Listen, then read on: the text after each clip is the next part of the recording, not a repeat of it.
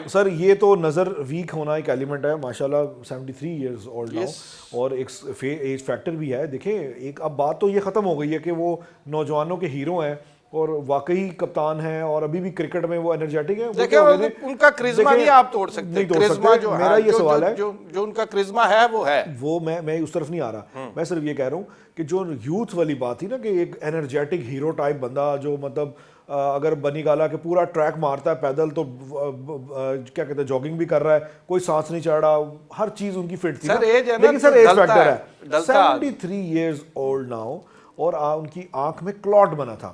آپ کو human ground میں کوئی نہ کوئی فیصلہ لینا چاہیے تھا, اور یہ سب حکومت کے ہاتھ میں ہوتا ہے. دیکھیں اگر حکومت نرمی دکھاتی ہے نا تو اپنے پروسیکیوٹر کو سمجھا دیتے یار ہاتھ ہلکا رکھنا ہے, یہ ایک عدالتوں کا قانون ہے. جو ڈاکٹرز کی ٹیم نے وزٹ کیا ہے اس پینل نے یہ بالکل نہیں کہا کہ بانی کو الشفا یا فلانا ہاسپٹل لے جا کر ان کا علاج کرایا جائے, ایسی کوئی تجویز نہیں دی ہے, بلکہ ڈاکٹرز نے جب بریف کیا ہے ان کے ذاتی معالج کو اور پی ٹی آئی رہنماؤں کو, انہیں اپڈیٹ دی ہے کہ وہ اتنی حد تک کنٹرولبل بھی ہے, اور یہ اپڈیٹ ہے, یہ لیٹسٹ رپورٹ ہے, اور ڈاکٹروں نے تجویز نہیں کیا. تو اس کے فوری بعد آپ نے دیکھا کہ کے پی ہاؤس اور پارلیمنٹ لاجز کے باہر جو دھرنے تھے وہ ختم ہو گئے. ابھی جو پارلیمنٹ کے اندر والا دھرنا ہے وہ چل رہا ہے.